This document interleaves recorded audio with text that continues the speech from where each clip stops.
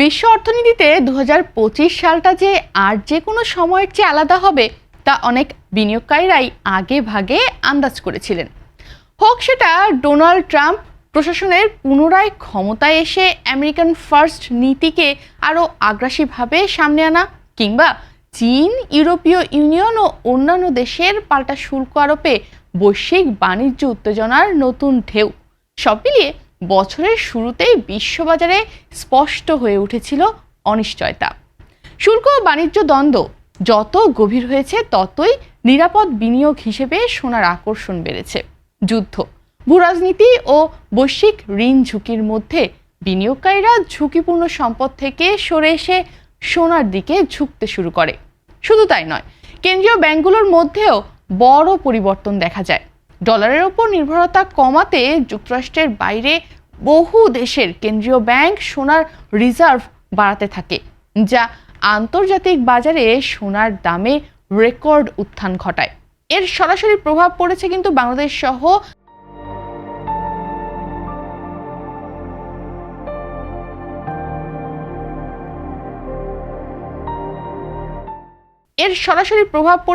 বাংলাদেশ সহ আমদানি নির্ভর অন্যান্য দেশগুলোতেও, যেখানে সোনা ও গয়নার দাম দ্রুতই বাড়তে থাকে। আর তারই প্রভাবে বাংলাদেশে এক বছরে সোনার দাম ৮৩,৮৬৫ টাকা বেড়ে বর্তমানে 22 ক্যারেটে প্রতি ভরি স্বর্ণ ২,২২,০৮৩ টাকায় বিক্রি হচ্ছে।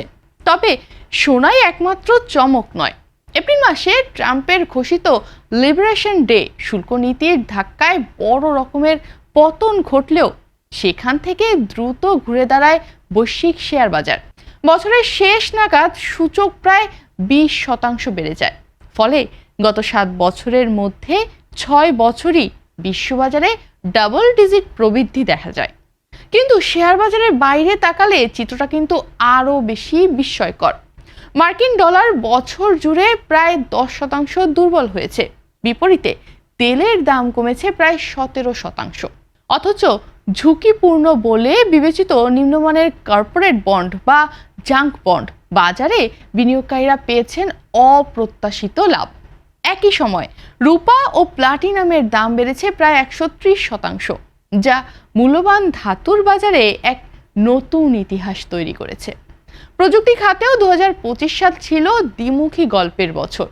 কৃত্রিম বুদ্ধিমত্তার জোয়ারে ভর করে এনভিডিয়া অক্টোবরে বিশ্বের প্রথম $5 ট্রিলিয়ন কোম্পানিতে পরিণত হলেও ম্যাগনিফেস্ট 7 নামে পরিচিত যুক্তরাষ্ট্রের শীর্ষ প্রযুক্তি কোম্পানিগুলোর সামগ্রিক গতি কিছুটা কমে আসে। একই সময়ে ক্রিপ্টোকারেন্সি বাজারেও নাটকীয় ওঠানামা দেখা গেছে। ট্রাম্পের সরাসরি সম্পৃক্ততা ও নীতিগত বার্তার মধ্যে বিটকয়েন অক্টোবরে $1,25,000 রেকর্ড ছুঁয়ে পড়ে বড় ধস নামে এবং বছর শেষে তা আগের অবস্থানের একদম নিচে নেমে যায়। ভূরাজনৈতিক প্রভাব সবচেয়ে স্পষ্টভাবে দেখা গেছে ইউরোপে।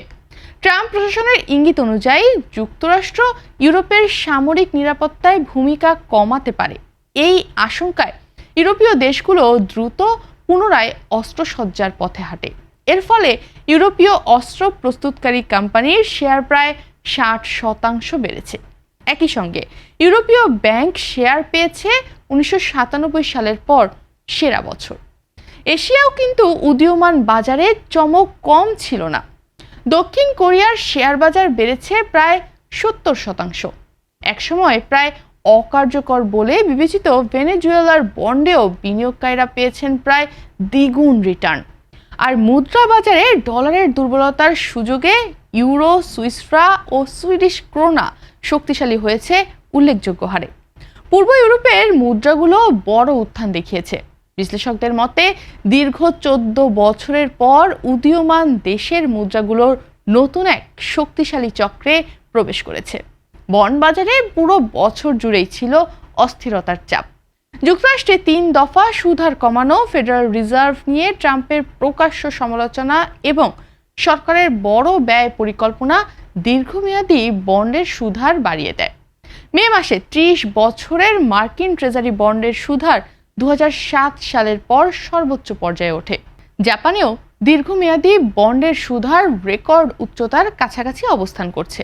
অথচ এসবের মধ্যেই বৈশ্বিক বন্ড বাজারে অস্থিরতার সূচক 4 বছরের মধ্যে সর্বনিম্নে নেমে আসে, যা বিনিয়োগকারীদের দ্বিধা আরও বাড়িয়ে দেয়। এই পুরো চিত্রের আরেকটি বড় চালিকা শক্তি কৃত্রিম বুদ্ধিমত্তা। বড় প্রযুক্তি কোম্পানিগুলো এআই খাতে শত শত বিলিয়ন ডলার বিনিয়োগ করছে, যা একদিকে ভবিষ্যৎ প্রবৃদ্ধির আশা জাগাচ্ছে, অন্যদিকে ঋণ ও বাজারে নতুন ঝুঁকির আশঙ্কা তৈরি করছে। সব মিলিয়ে 2025 সাল বিশ্ব অর্থনীতির জন্য ছিল পরিবর্তন, বিস্ময় ও বৈপরীত্যে ভরা একটি বছর। বিশ্লেষকদের মতে সামনে 2026 সালও খুব একটা শান্ত হওয়ার ইঙ্গিত দিচ্ছে না। যুক্তরাষ্ট্রের মধ্যবর্তী নির্বাচন, বিভিন্ন দেশে গুরুত্বপূর্ণ ভোট, কেন্দ্রীয় ব্যাংকের স্বাধীনতা নিয়ে প্রশ্ন এবং এআই কেন্দ্রিক অর্থনীতির অজানা ভবিষ্যৎ, সবকিছু মিলিয়ে বিশ্ববাজার যেন আরও এক নতুন পরীক্ষার মুখে দাঁড়িয়ে।